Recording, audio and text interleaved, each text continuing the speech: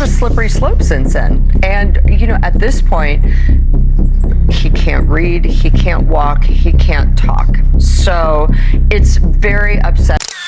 I think it was the blessing and the curse, to sort of finally understand what was happening so that I can be into the acceptance of what is.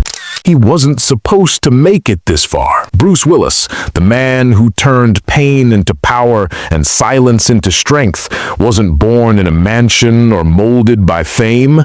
He was forged in fire. From a cramped house where shouting matches mixed with the thunder of passing trains, a young Bruce learned early that life hits hard, and you hit back harder. From the cracked streets of New Jersey to the flashing lights of Hollywood, he didn't just chase success, he built it, brick by brick, scar by scar. He was never handed a crown. He crafted one from every bruise, every heartbreak, every failure that tried to bury him. Bruce turned his struggle into a stage, his pain into power, and his silence into a voice that echoed across generations. The bartender who became a legend, the everyman who made the world believe in heroes again. He gave us Die Hard, and we learned that courage doesn't mean being unbreakable. It means standing tall even when you bleed. He gave us The Sixth Sense, and we discovered that even lost souls can still find love. But behind every explosion,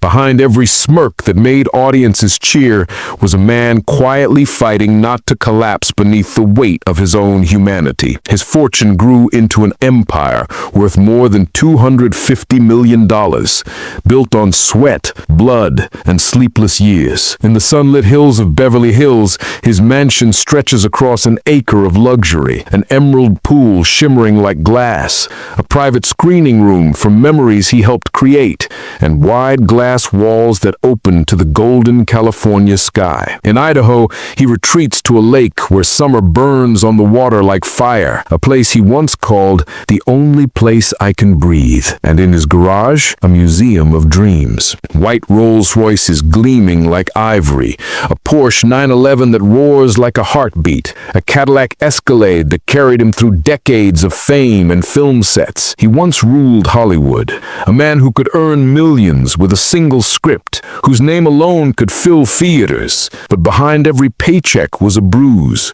behind every contract a sleepless night, and behind every mansion's gate the quiet crack of a weary soul. Because this isn't a story about fame or fortune, it's about the price he paid to earn them. Bruce Willis wasn't just acting through explosions, he was surviving them. He walked barefoot across the shards of his own life, bleeding for every frame that made the world cheer. Behind the roar of applause came moments of haunting silence, moments when he could hear himself slowly fading beneath the bright lights he once chased. Fame devoured his sleep, it stole his laughter, it took his breath, and yet he smiled, he endured, he gave everything he had, even when his body whispered for mercy. And now, as the lights dim and his family stands beside the legacy he built from pure grit and pain, how can one not weep for everything he endured? Because Bruce Willis didn't just play heroes, he was one. It's almost impossible to believe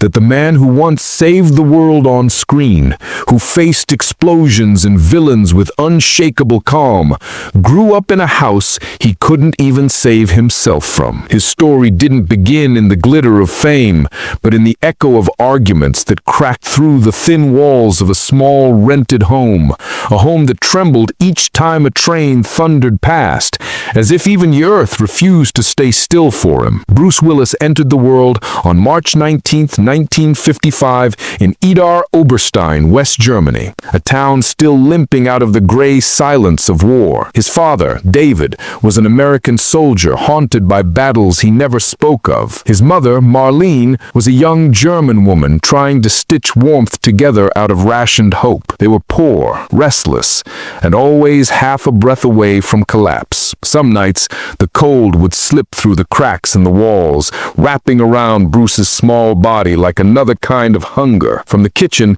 came the soft sound of his mother's tears and the scrape of a spoon against an empty pot, a sound that would stay with him forever. In 1957, when Bruce was just 2, the family left Germany behind, chasing the American dream across the Atlantic. But America didn't roll out a red carpet. In Carneys Point, New Jersey, the Willis family found themselves in another cramped home. Wallpaper peeling, pipes groaning, the air thick with the distant hum of factory machines. Money was a visitor that never stayed long. David's drinking turned the days blurry and the nights heavy. Arguments replaced laughter, and before long, the marriage cracked like the walls around them. When Bruce's father finally left, Bruce didn't cry. He just stood there, watching the taillights fade down the street until they disappeared into the dark. The silence that followed was louder than any goodbye. As the eldest of 4, Bruce became the quiet protector, the one who tried to turn pain into laughter. He'd tickle his siblings or pull faces just to distract them from the chaos downstairs. And on the worst nights, when the shouting cut too deep, he'd press his hands over his little brother's ears and whisper, "It's okay." He didn't believe it, but saying it made him feel stronger. Still, there was one thing he couldn't protect himself from: his own silence. He stuttered so badly that every word felt like walking barefoot over broken glass. "It felt like my mouth was full of cement," he would later say. Once, while standing before his class, he tried to say his name, but nothing came out. The laughter that followed stayed longer than any lesson that day. The kids called him Buck Buck. The nickname stuck like a bruise that never faded. From that moment, Bruce stopped talking. He built walls around his words, keeping them hidden, afraid of what might escape. The fear of humiliation became his shadow, always close, always whispering that he wasn't enough. Rebellion soon became his only voice, small acts of defiance against a world that had already decided who he was. He skipped classes, mouthed off to teachers, picked fights, anything to feel in control of something. By 17, he found himself staring down trouble, not the kind that ruins you, but the kind that forces you to look in the mirror and ask, "How did I get here?" Beneath the anger was a boy, raw, restless, desperate to prove he was more than the echoes of a broken home. Somewhere in that chaos, a spark began to burn, the kind that pain often lights. And then, at 19, everything changed. That's when Bruce Willis discovered the one thing that would save him, the only place where his stutter disappeared and his voice finally broke free. He stepped onto that high school stage, trembling, terrified, and then something extraordinary happened. The moment the spotlight hit his face, the fear melted away. The stutter that had haunted him for years vanished as if it had never existed. Words, once his enemy, now flowed from him like music, smooth, confident, unstoppable. That stutter was my first enemy, he'd say years later, and acting was how I beat it. For the first time in his life, the applause didn't sound like noise. It felt like freedom, as if every clap from the audience was breaking another invisible chain. In those few minutes under the lights, the story of his life changed forever. The boy who couldn't speak had found a voice, and the silence that once suffocated him became his fuel, the fire that would one day propel him to the top of Hollywood. Every performance after that wasn't just acting. It was survival. It was rebellion. Each role was a defiant scream against every moment that had tried to break him. The wounds of his childhood never faded. They became his armor, the invisible steel that made him unstoppable. But the truth about Bruce Willis is simpler and far more human. The man the world would later call unbreakable was in fact broken first, and from those cracks, the light poured through. The boy who once whispered to survive eventually made a living from his voice. But dreams like his are never born in comfort. They're forged in noise, hunger, and the sleepless grind of survival. For Bruce Willis, the world had always been a battlefield, only now the war was called New York City. In 1973, at just 18, he left New Jersey with a single suitcase, a half-eaten sandwich, and the memory of that stage that once made him feel seen. He enrolled at Montclair State University to study drama, but the hunger in his stomach was louder than any lecture could ever be. "I didn't have time to wait for life to happen," he would later say. So he dropped out, boarded a bus bound for Manhattan, and stepped into a dream that didn't want him. What waited on the other side wasn't fame. It was the cold. The kind of cold that doesn't just bite your skin. It crawls into your bones and whispers, "You're still nobody." His first winter in Hell's Kitchen was merciless. The radiator wheezed like an old man on his his last breath. The windows rattled when the wind howled. Wallpaper peeled off the walls as if the city itself were shedding its skin. He slept in his coat, breath fogging the air, pressing his palms against the walls just to feel a trace of warmth. When the rent ran out, he crashed on friends' floors,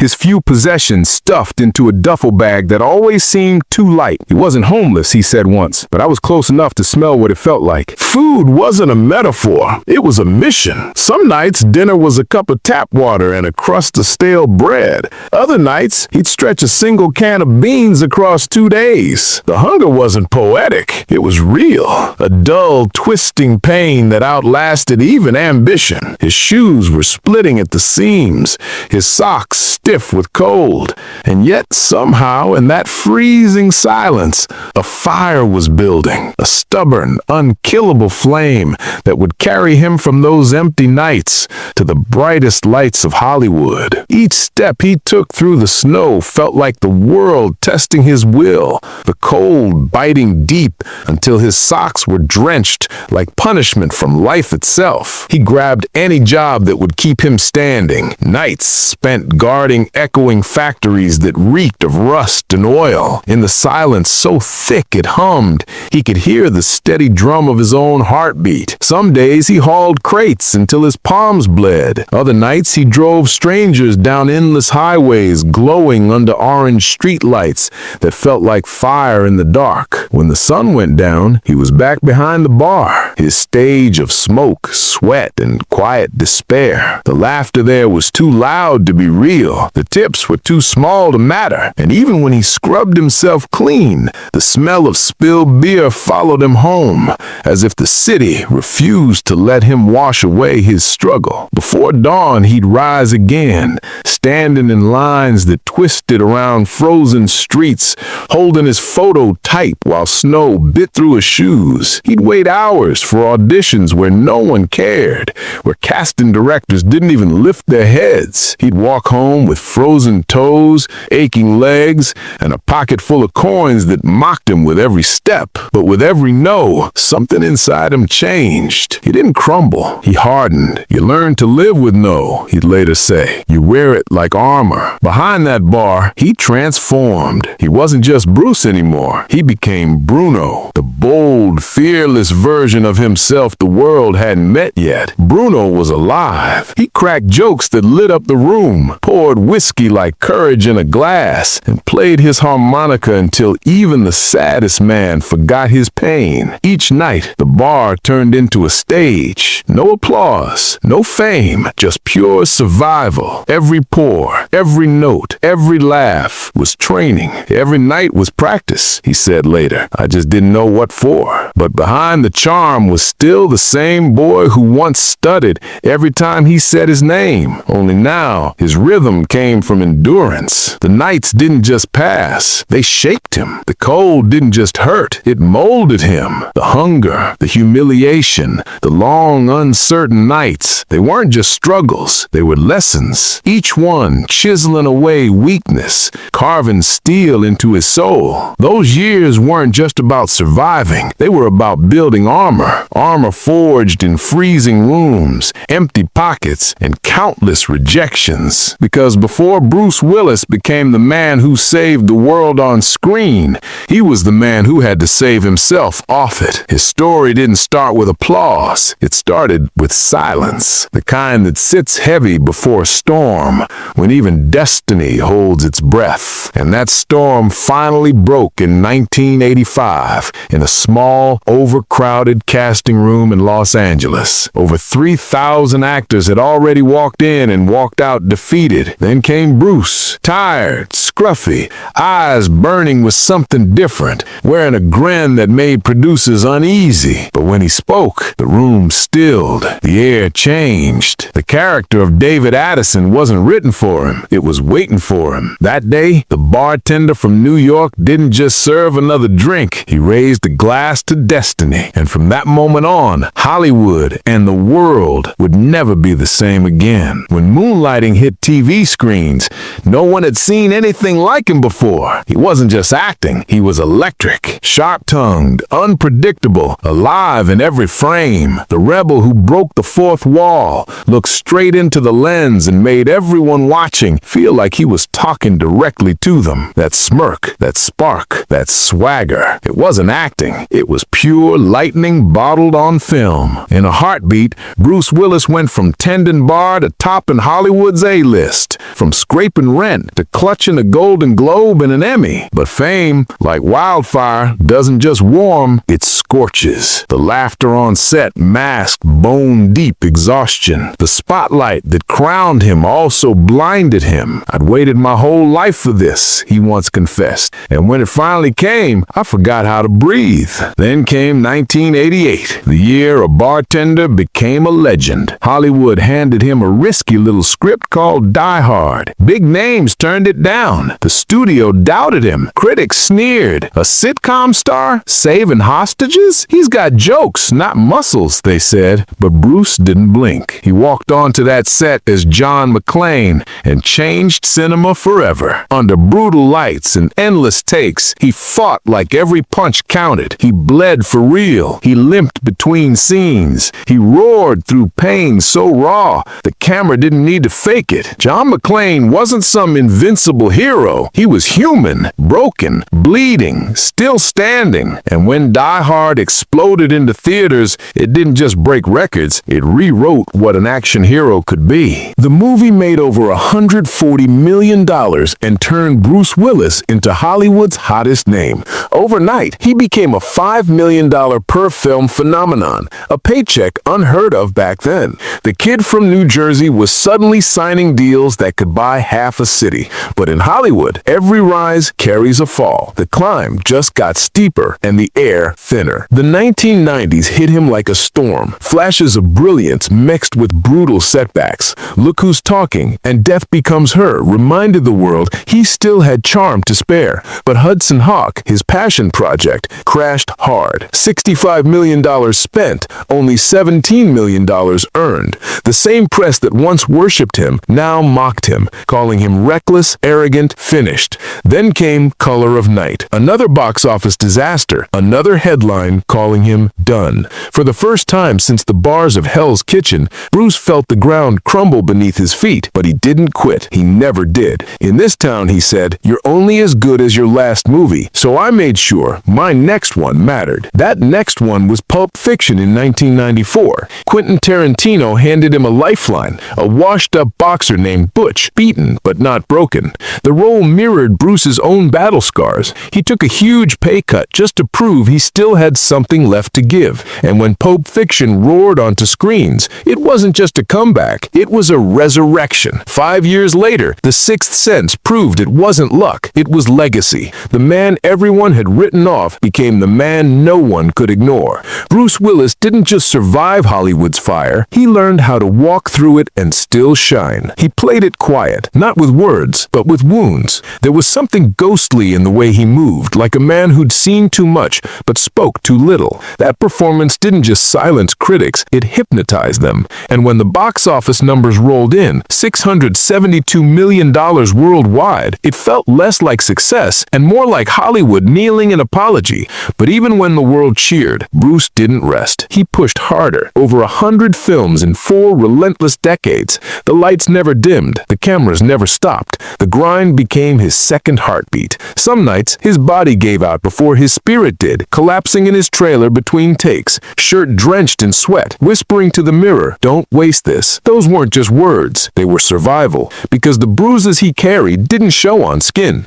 They were the kind that lived deep, the price of being everyone's hero but your own. He said, "Every applause fades, but the work, that's what stays." And he was right. By the early 2000s, Bruce Willis wasn't just a name, he was a brand. His net worth soared beyond $250 million.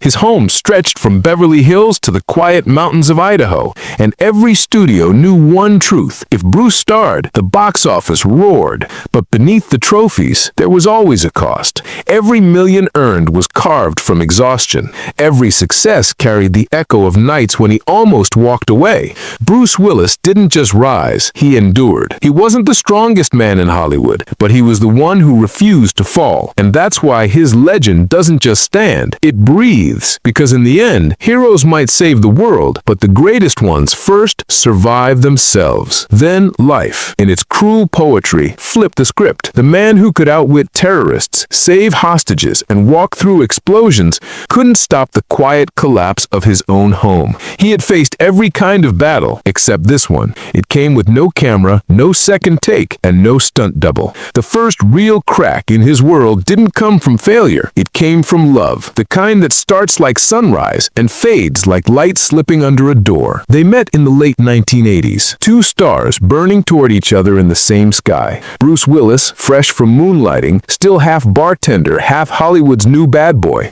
and Demi Moore, radiant, magnetic, the woman who could quiet a crowd with a single look. Their connection wasn't slow. It was fire meeting oxygen, instant, unstoppable. By 1987, they stood hand in hand at the altar, wrapped in flashbulbs and promises. To the world, they were the Hollywood dream, proof that fame and family could dance under the same spotlight without burning. Their home was alive with laughter, music, and the kind of chaos only three little girls could bring: Rumor, Scout, and Tallulah. Bruce reveled in fatherhood. After endless filming marathons, he'd come home, toss his scripts aside, and let his daughters climb all over him. The unbreakable man made soft. "That's when I'm really alive," he said once, "when I'm just dad." And in those photos from that time, you see it. The man the world called a legend, sitting on the floor surrounded by giggling daughters, eyes tender, walls down. For a moment, the fighter rested. For a moment, Bruce Willis was home. But Hollywood, for all its glitter, beats to a merciless rhythm. Between Bruce's endless film shoots and Demi's blazing rise to stardom,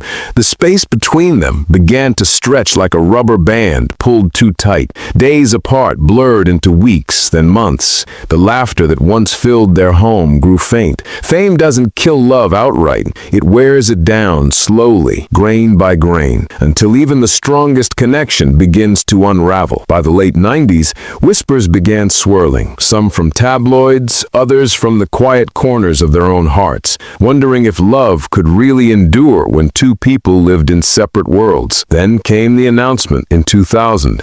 After 13 years together, Bruce and Demi called it quits. The world gasped. They had seemed invincible, the couple who laughed in the face of Hollywood's curse, raising three daughters under the glare of the spotlight. But behind the flashbulbs, there was no betrayal, no scandal, just two dreamers who drifted apart while chasing horizons that kept moving farther away. When Bruce walked out of their shared home for the last time, he later said, "The silence was heavier than any line I ever forgot on set." He wandered through rooms, still scented with memories, the echo of giggles, the ghosts of pancake mornings. He paused by his daughter's doors, seeing neatly made beds and toys frozen mid-play, and felt the weight of emptiness pressing on his chest. The man who had saved the world countless times on screen couldn't rescue himself from the quiet grief inside his own walls. He said, "The hardest part wasn't losing a marriage, it was losing the sound of their footsteps." To the world,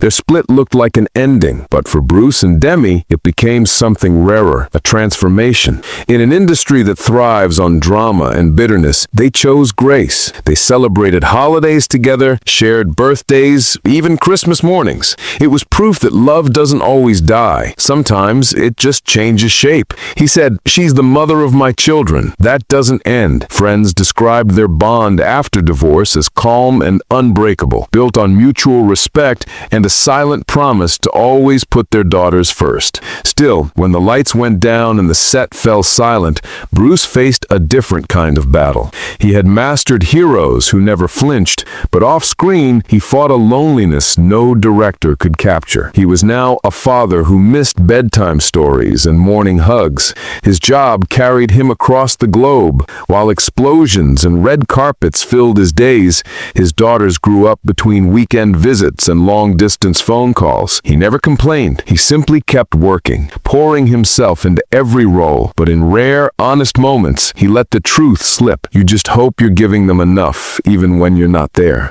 Sometimes he'd fly home for a short visit and find himself studying their faces, realizing how much had changed. A new laugh, a new haircut, a piece of childhood quietly gone. Fame had given him everything he once dreamed of, but it had stolen time, the one treasure he could never earn back. And between takes, nights, sitting alone in his trailer, script in hand, his eyes would drift off the page. His body was in Hollywood, but his heart was miles away in a quiet house where his daughters were probably already asleep. After the divorce, whispers spread that Demi walked away with a generous share of their fortune, but neither ever confirmed it. Out of respect for their family, the details stayed sealed behind closed doors. Bruce still held on to his estates in Haley, Idaho and Beverly Hills, their walls echoing with the ghosts of a life once shared.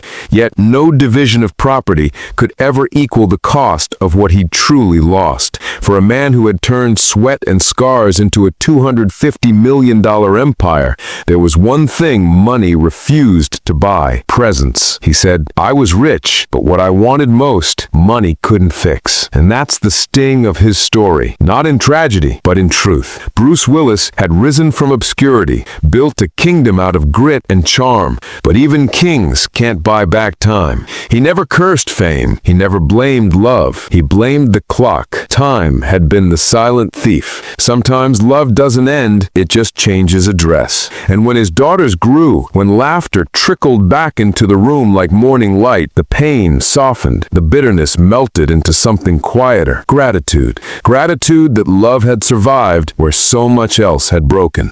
Being a father, Bruce once said, is my greatest role. And maybe that's where his real legacy lies. Not in the red carpets or flashing cameras, but in a man who lost a house and still fought for the hearts inside it. It's almost unbearable to think that the same man who once ran barefoot through glass and faced death with a grin is now battling an enemy no stunt double could ever save him from. The world had watched Bruce Willis bleed, rise, and roar through more than 100 films. But no script, no heartbreak, no injury could prepare his fans or his family for the silent, merciless war that came next. By the late 2010s, Bruce had already lived a dozen lifetimes. He'd been the smirking rogue, the broken hero, the man who made bravery look effortless. Yet somewhere between the scripts and the applause, something shifted. It wasn't loud, it wasn't sudden, it was slow, invisible, almost polite in its cruelty. Around 2020, at 65, Bruce began accepting smaller, low-budget roles, projects that seemed like whispers compared to his former roars. To outsiders, it looked like decline. To those who knew, it was defiance. He wasn't fading, he was fighting. He wanted to keep moving, to keep feeling alive, even as pieces of his mind began to drift away. At first, the cracks were almost unnoticeable. A missed line here, a pause there, a flicker of confusion. Directors began quietly rewriting scenes, trimming dialogue, feeding him lines through an earpiece hidden from view. To strangers, it looked like laziness. To those who cared, it looked like heartbreak in motion. Because the man who had once embodied strength was now waging his hardest war, not on screen, but within himself. And this time, there would be no applause at the end, just love, endurance, and the unbreakable grace of a man who refused to stop showing up. He started to grow quieter, subtly at first. His wife, Emma Hemming Willis, remembered. The spark dimmed a little. The conversation shortened, like he was slipping somewhere far away, someplace even love couldn't reach. By 2021, the whispers weren't whispers anymore. His roles got smaller, his scripts lighter. On set, everyone moved carefully around him, not out of pity, but deep respect. And yet, he never stopped showing up. That grin, half mischief, half warmth, still appeared, lighting up the room like old times. But between takes, his gaze would drift, lost in invisible battles no one could fight for him. Watching him then was like watching a warrior wrestle smoke, determined, fierce, but slowly fading against something no one could see. Then, in March 2022, came the moment that silenced the world. His family, his greatest defenders, finally spoke the truth. Bruce Willis had been diagnosed with aphasia, a cruel fief that steals words, understanding, and the fragile bridge between between mind and speech. The man whose voice had echoed through decades of cinema suddenly found words turning to fog. Yippee-ki-yay, once a roar that defined generations, now caught in his throat like an unfinished melody. The sound that had become Hollywood's heartbeat was being swallowed by silence. And as the world mourned that loss, February 2023 delivered an even heavier blow. His doctors confirmed it wasn't just aphasia, it was frontotemporal dementia, FTD, a condition that doesn't just take your voice, but pieces of who you are. FTD strips away everything: speech, emotion, empathy, motion, until all that's left is the fragile outline of memory. The world called it tragedy, but Emma called it something else: a fight for presence. She panicked. She confessed through tears. When I heard it, it felt like falling into a black hole. She walked out of the doctor's office with no cure, no map, just fear. But she didn't collapse. She rose stronger. His voice, when his own began to fade, his anchor in a storm no one could control. Alongside Demi Moore and their daughters, Rumor, Scout,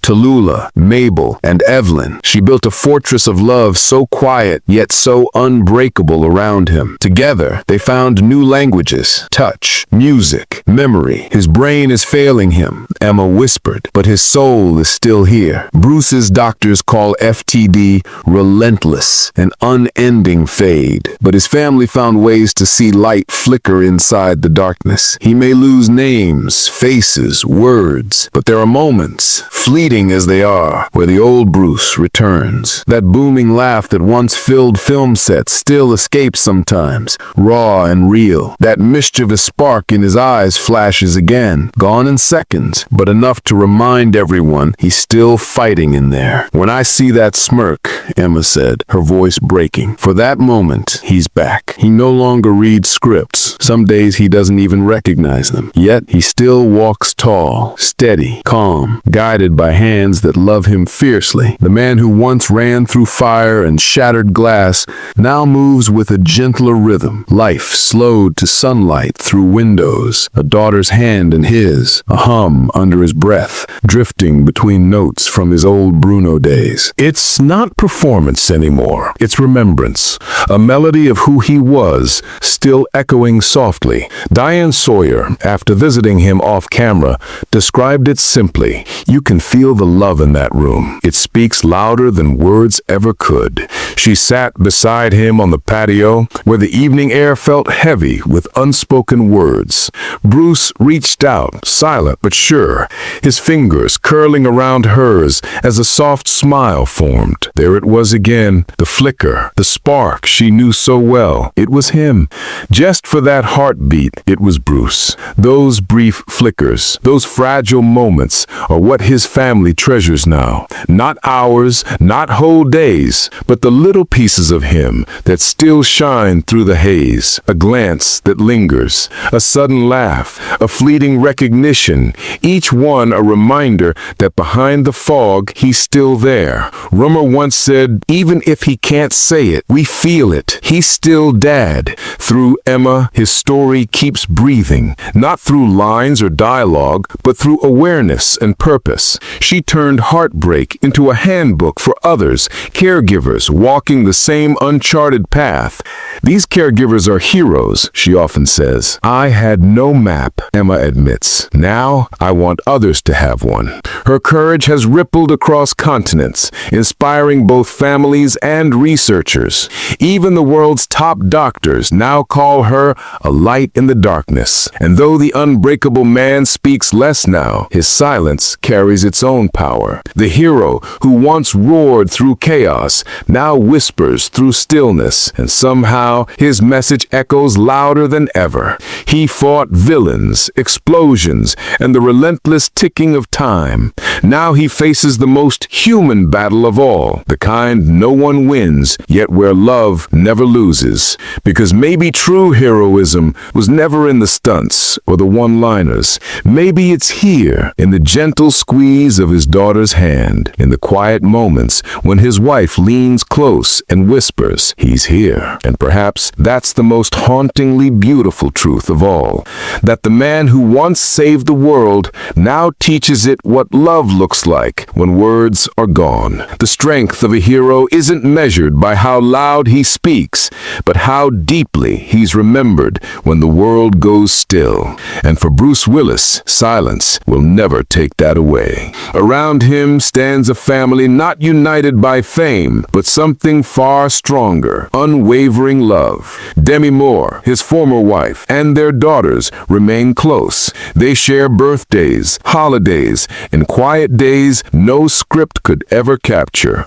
His two youngest, Mabel and Evelyn, have brought a softer rhythm to his life. They guide him through the garden, pointing out sunlight, birds, and blossoms, as if showing him the world anew, one color at a time. And when he smiles, sometimes faintly, sometimes bright, it's real. It's their new kind of together. No more red carpets or premieres, just the music of everyday life, a shared song, a familiar touch, the hum of love still alive. FTD can take comprehension, but it can't touch connection. We're in this together, Emma said once. That's how we get through it. And they do, not through grand gestures, but through the quiet, relentless power of showing up, holding on, and never letting go. Every now and then there's a flicker, a moment so fragile, yet so bright, it feels like sunlight slicing through storm clouds. A sudden gleam in his eyes when one of his daughters laughs. The gentle tightening of Emma's hand in his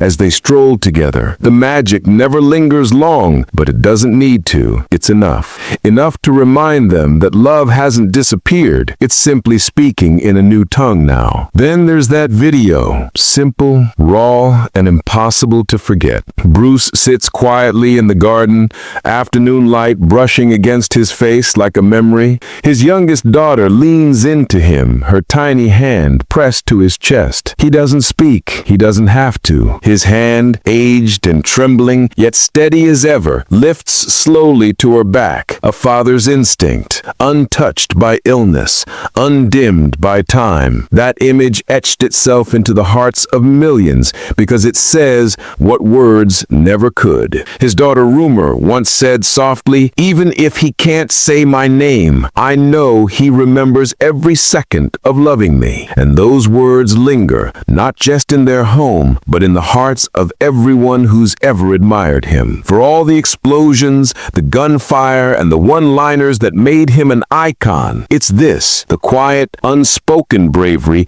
that has become his most powerful performance yet. Because in the end, a true hero isn't measured by how many battles he wins on screen, but how tenderly he faces the ones no one else can fight for him. Bruce Willis may no longer fill theaters with his voice, but he still fills lives with his presence. And maybe that's what immortality really looks like. Not endless fame, not flashing lights, but being remembered in the stillness of love. Because even now, and always, Bruce Willis remains unbreakable. At 70, Bruce Willis lives far from the roar of cameras, in a peace that feels both victorious and bittersweet.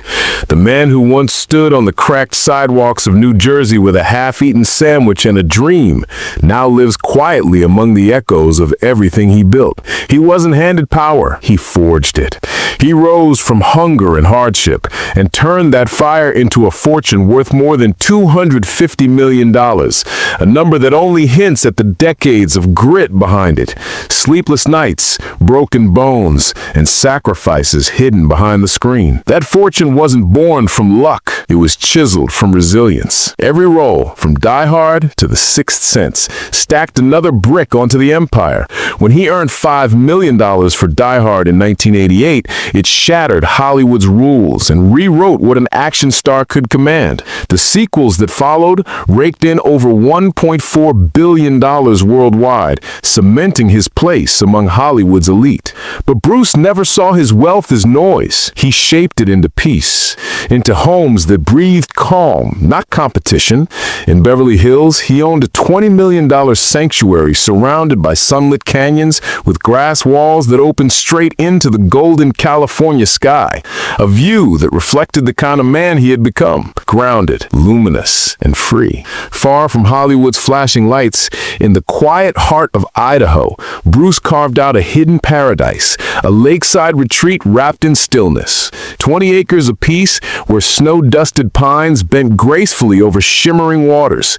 "It's the only place I can breathe," he once whispered. And when he did, it felt as though the boy who grew up in noise had finally found his calm. But Idaho was just one chapter in his story of sanctuary. His world stretched far beyond. Manhattan apartments brushing the skyline, a rustic Montana ranch breathing wild air, and a sunlit villa in Turks and Caicos kissed by waves that whispered against white stone terraces.